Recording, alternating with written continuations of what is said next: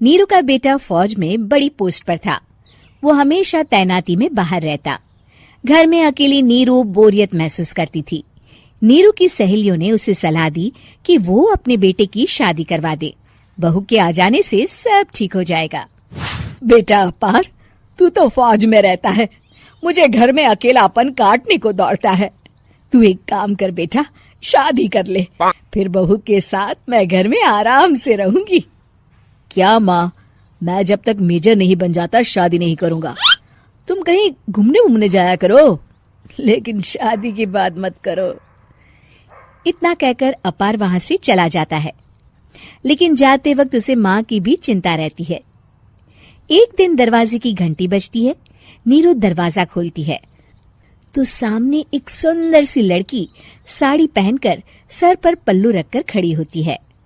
कौन हो तुम बेटा, और तुम्हें किसने भेजा है? मेरा नाम कंचन है और मैं आपके बेटे अपार की बीवी और आपकी बहू हूँ। तभी घर का फोन बजता है। नीरू फोन उठाती है तो अपार का फोन होता है। माँ, कंचन आ गई। वो आपकी बहू है माँ, और मैंने उससे शादी कर ली है। आप अकेली रहती है तो मैंने आपके लिए शादी कर ली माँ। अच्छा बेटा, बहू तो आ गई, बहुत सुंदर है। अब ना मैं आराम से घर में खुश रहूंगी। इतना कहकर नीरू जैसे ही कंचन की तरफ देखती है, वो उसके पैर छूती है। नीरू कंचन को आशीर्वाद देकर गले लगा लेती है। अगली सुबह नीरू सोकर उठती है तो अरे, सारा घर कितना चमक रहा है। इतनी सुबह घर का सारा काम किसने किया? तभी कंचन हाथ में स्वादिष्ट नाश्ता और चाय लेकर आती है और टिपॉय पर रखकर कंचन के पैर छूती है। बहू को देखकर नीरू काफी खुश हो जाती है। वो कंचन से कहती है, कंचन बेटा, आज मेरे घर में किटी पार्टी है, तुम मेरी सहेलियों के लिए कुछ अच्छा बना लेना। माँ, मुझे अच्छा बनाना नहीं आता, आप बता दीजिए, मैं बना दूंगी। अरे मैं भी तो नहीं जानती। ऐसा कर, शाम को इटालियन खाना, सी फूड और हाँ, चाइनीज खाना बना लेना, ठीक है? कंचन नीरू की बात सुनकर खुश हो जाती है। हाँ माँ, मैं तो ये सब बना सकती हूँ, आप चिंता ना करें। शाम को नीरू की सहेलियां आती हैं, जहाँ कंचन अकेले बनाए स्वादिष्ट खाना बनाकर खिलाती है। वो सारी सफाई कर सबको खुश कर देती है।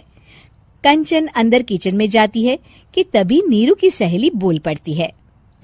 अरे नीरू, तेरी बहू तो बड़ी परफेक्ट है, तेरी हर बात मानती है और सारा काम भी अकेले करती है, तुझे शिकायत का मौका भी नहीं देती। लेकिन क्या फायदा, बेचारी नीरू का जीवन तो बहू के आने के बाद भी बोरिंग का बोरिंग ही रहा।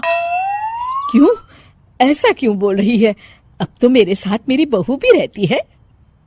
हाँ, रहती तो है, लेकिन मैं ऐसी लड़कियों को बहुत अच्छे से जानती हूँ। ये सारे काम इसलिए करती है कि तुझे लड़ाई करने का कोई मौका ना मिले और तू फ्रस्ट्रेट हो जाए, समझी? नीरू भोली सूरत बनाकर कहती है, नहीं, मैं नहीं समझी। अरे, घर में सास बहू की लड़ाई ना हो तो घर भी भला घर लगता है क्या? मेरे घर में ही ले ले, सुबह से बहू के साथ लड़ाई में इतनी चहल पहल रहती है कि मन हमारा भी लगा रहता है और पड़ोसियों का भी। नीरू मन में सोचती है, बात तो सही है, अगर ये मेरी शिकायत के बिना ही हर काम कर देगी तो मैं क्या करूंगी?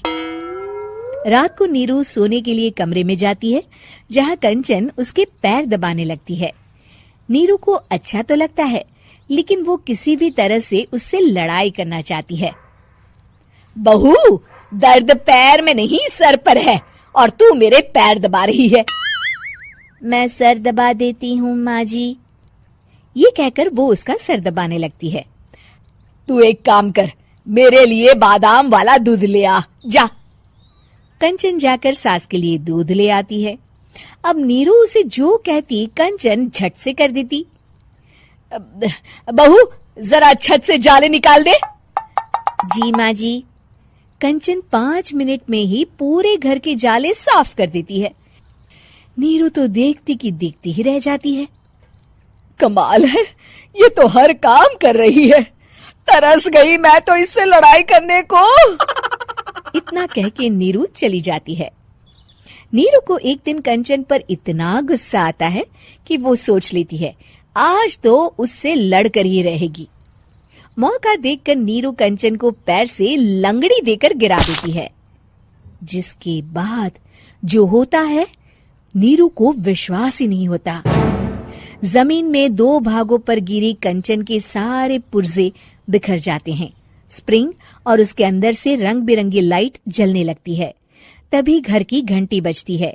नीरू डरकर दरवाजा खोलती है तो सामने अपार खड़ा होता है। क्या हुआ माँ, तुम इतना डर क्यों गई? कंचन ने कुछ किया क्या? कुछ कहा क्या उसने?